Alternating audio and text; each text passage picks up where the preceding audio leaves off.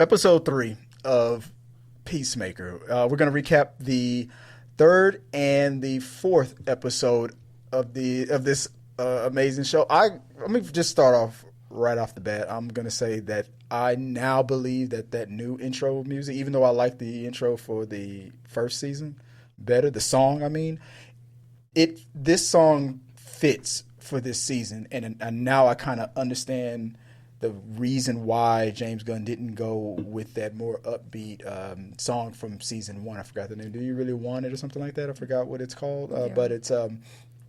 But this season's got a lot more reflect, like he's depth, maybe. He's really struggling. Everybody's struggling with in a stuff. turmoil or whatever they like. Yeah, like it's just that I don't know. This song is much more fitting. So I'm gonna just say right off the bat, episode 3. I'm going to. Maybe it's a hot take. I don't know, because I have to rewatch season 1. But hands down, another Rick up my sleeve. Episode 3 is hands down my favorite episode of this season. I gotta rewatch season 1 to see if it's my favorite episode altogether.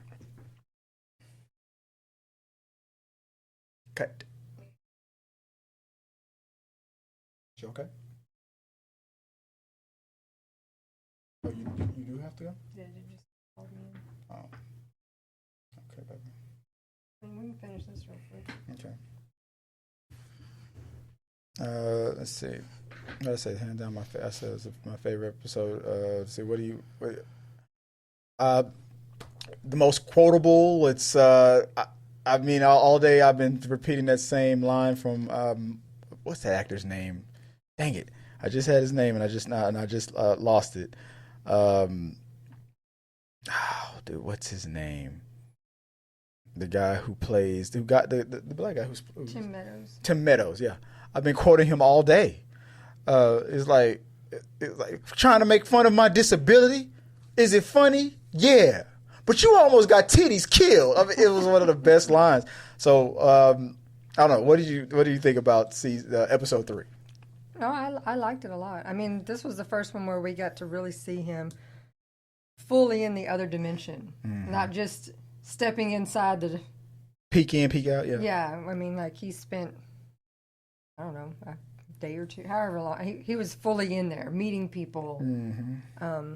Do you buy the theory that this is Earth X and it's a world where minorities and anything other than white people have been eliminated, and that's why Peacemaker's dad is so happy and whatnot? I mean, it definitely seems like we have something like that, whether they just don't exist or whether they aren't in this town or something, because we haven't seen any. No black people in the background.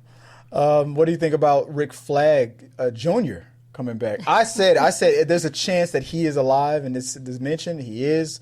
What are your thoughts It's on funny that? that he's kind of like nerdy psycho. Yeah, I mean, I guess it seems like in this universe he had no reason to be a part of the Suicide Squad or be a badass, because he's probably a nepo baby, little pansy, and there was no reason for him to be the Rick Flag from the other universe. So that part of it didn't bother me that much. What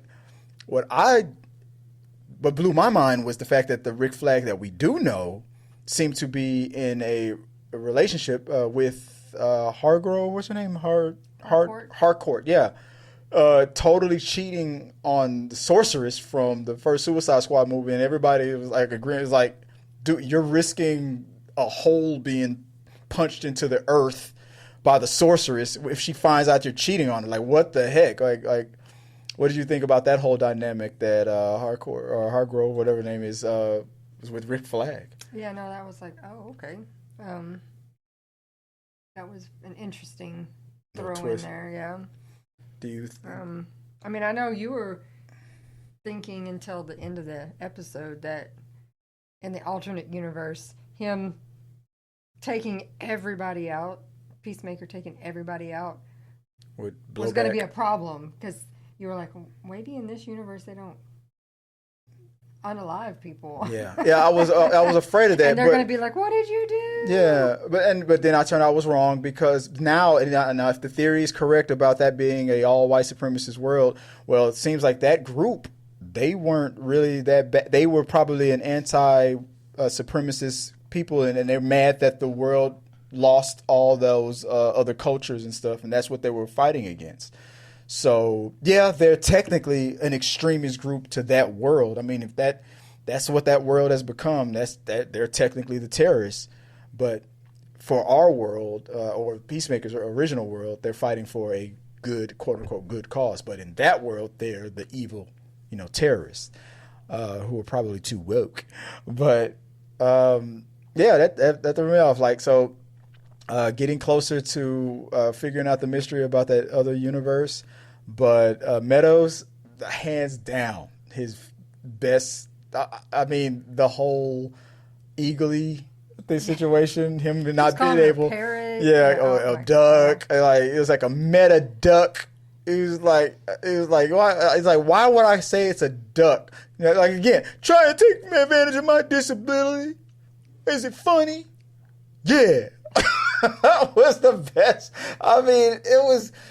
I still was convinced that he was doing all that awkward stuff on purpose, but now after every episode, no, that's his personality. It's in his file. That's how or who he is. There's a theory that he is actually Martian Manhunter, the Justice League Martian that shapeshifts. He's the green. Always, usually whenever he takes on the persona of a human being, 9 times out of 10 he'll take the persona of a black person. So like anybody who's black that's in the DCU, they're like, "Oh, is he Martian Manhunter?"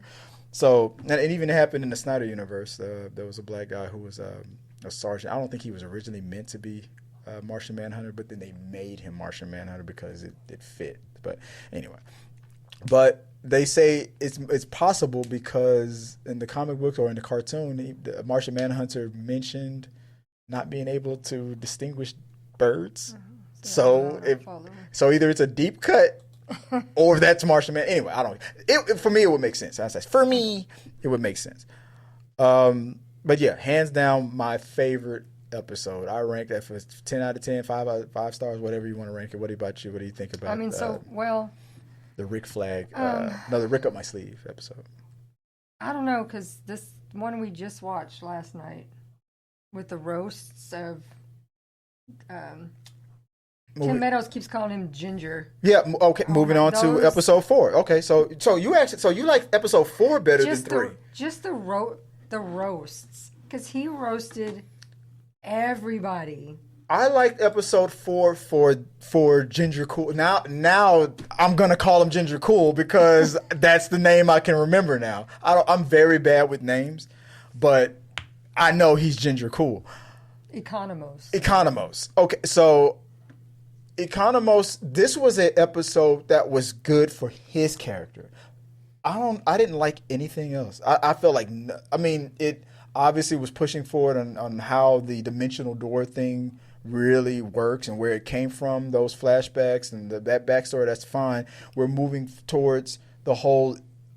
Now, what I'm afraid of is that is a racist, universe that he's praising so much and about to go to. And now we have Miss Waller's daughter. I forgot her name now. So, like I said, I'm bad with names.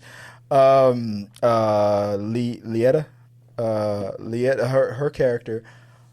Is right there in the cabin with him. So I'm afraid she's going to go with him in that universe. And that's when maybe now it's episode 5 where it's like, oh no, I brought my black friend into a white supremacist universe.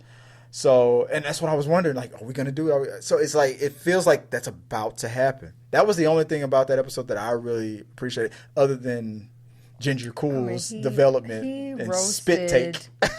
Every single person, the little jujitsu ninja, whatever, whoever he is. Oh yeah. I forgot. Ninja Turtle. They were making the Vietnamese super. And then he was roasting the Eagle Hunter. Yeah.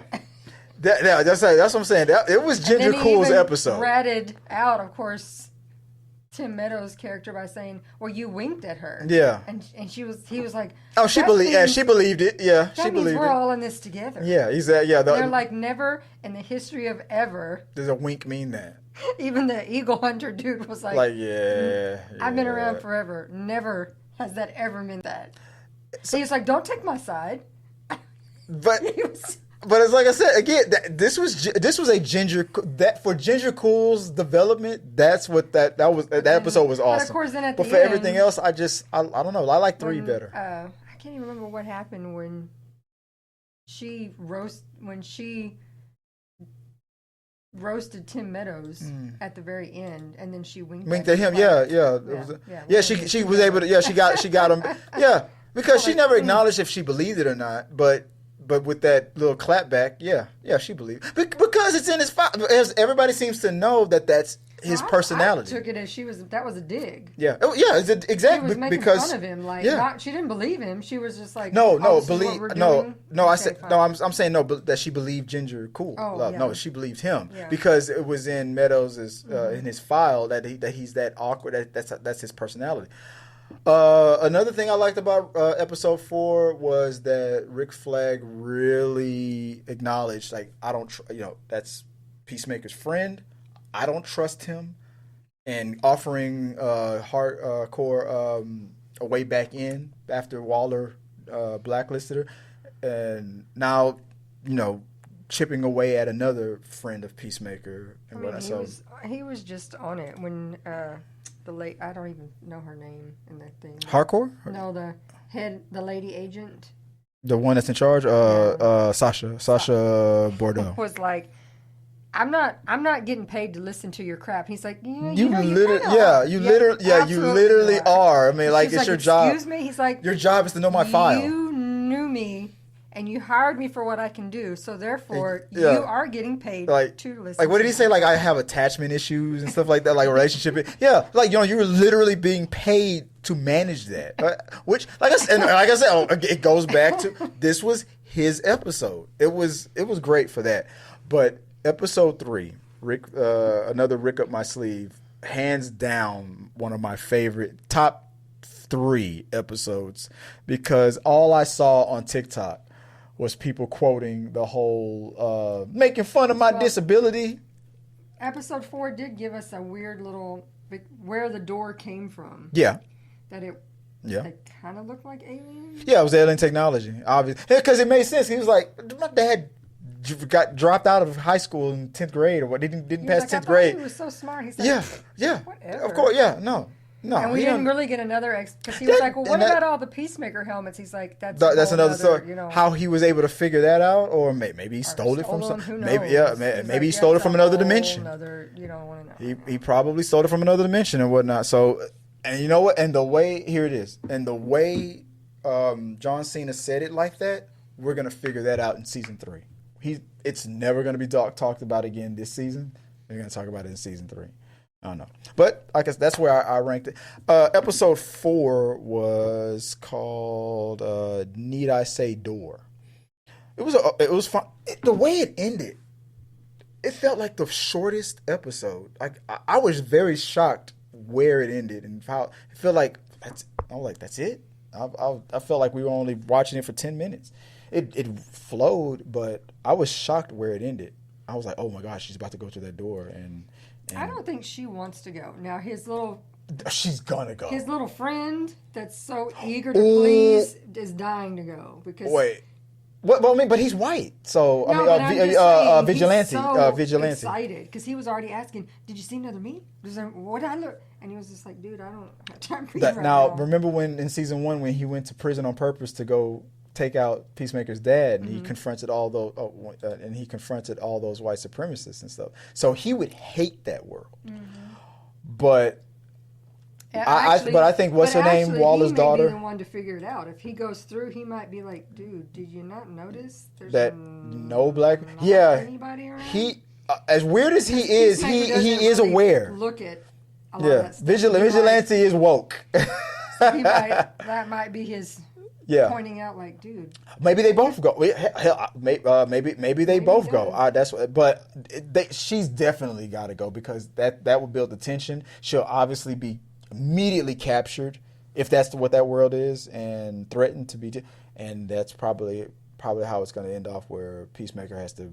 No, this isn't the greatest universe ever. This is the fucking worst universe ever, and they're going to take out my friend because they're racist and stuff. So I'm looking forward to it. Like I said, I liked episode 3 more than episode 4. 4 was not really that great for me. It moved a lot of things forward here and there, but episode 3 just to leave me was hands down one of the best ever. I can't wait to check it out. So, any final thoughts? Anything else besides that? Yeah. Stay tuned for our recap of episode 5 and 6 coming, I guess in 2 weeks. So, till next time, guys. Let us know your thoughts on the Peacemaker show so far. What are your favorite moments? What are your quotes that you're loving? Comment below, like, subscribe, and until next time, have a good one. Peace.